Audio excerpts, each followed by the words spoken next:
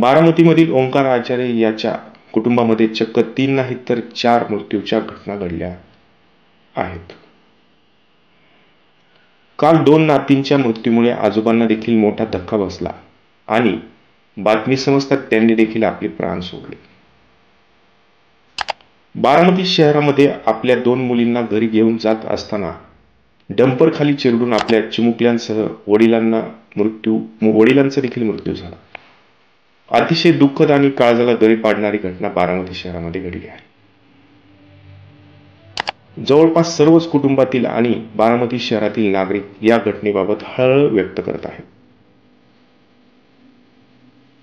नक्की दोष कुणाचा? स्थानिक प्रशासनाचा की डंपर चालक आपल्या डंपर चालवत असताना बेशिस्तपणे आपले वाहन वेगात चालवून अपघातास कारणीभूत ठरलेल्या ड्रायव्हरचा?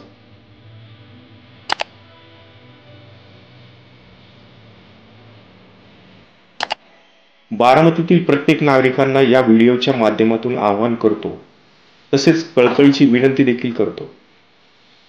पालकांनी आपल्या मुलांना 2 चाकी वाहने देण्याआधी 10 वेळा विचार करावा, किंबहुना अशी वाईट वेळ कदाचित आपल्या कुटुंबावर येऊ नये.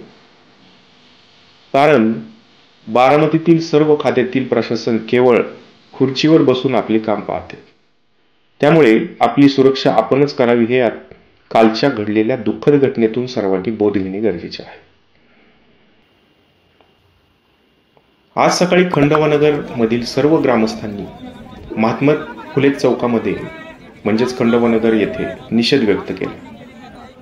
यामध्ये अनेक कुटुंबातील वडीलधारी व्यक्ती, आजी, आई असे सर्वच व्यक्ती निषेधात सहभागी होते. त्यामुळे त्या ठिकाणी तातडीने बारामतीचे उपविभागीय अधिकारी म्हणजेच प्रांताधिकारी त्या ठिकाणी आले. नागरिकांनी गोंधळ करण्यास सुरुवात केली, परंतु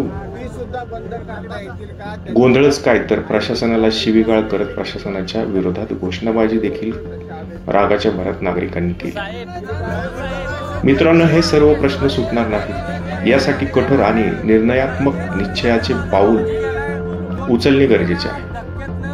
काही महिन्यांपूर्वी बारामती शहरामध्ये मुख्याधिकारी आणि ट्रॅफिक पोलीस अधिकारी यांना सम्यक चौक, भिगवण रोड या ठिकाणी असलेल्या जड वाहनांना जाऊ नये म्हणून टाकलेल्या कमानीबाबत बातचीत केली होती.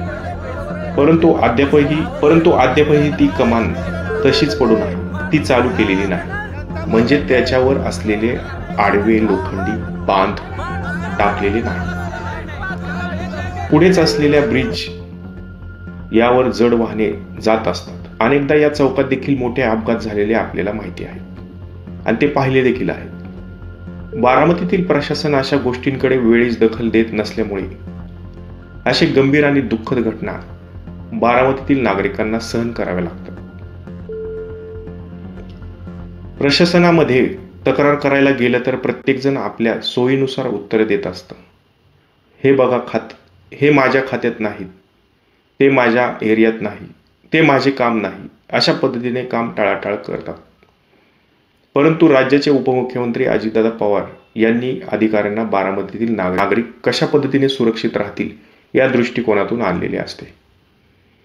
मात्र हे अधिकारी अजितदादा आल्यानंतर दादांच्या पाठीमागे आपले कर्तव्य सोडून त्यांच्या पाठीमागे फिरताना अनेकदा दिसतात. तुम्ही म्हणाल याचा काय विषय आहे? तर खऱ्या अर्थाने या अधिकाऱ्यांनी नेमलेले काम पूर्ण करण्याकडे लक्ष वेधले पाहिजे आणि त्यांच्या मागे फिरणे सोडून दिले पाहिजे. असे अनेक प्रश्न बारामतीत प्रलंबित आहेत जे अद्यापही सुटलेले नाहीत. त्यामध्ये शिवाजी प्रशासन गप्प का? त्यामुळे बारामतीतील नागरिकांनी चाललेल्या विकासापाठोपाठ आता प्रत्येकाने आपली सुरक्षितेची काळजी स्वतः घेणे गरजेचे आहे.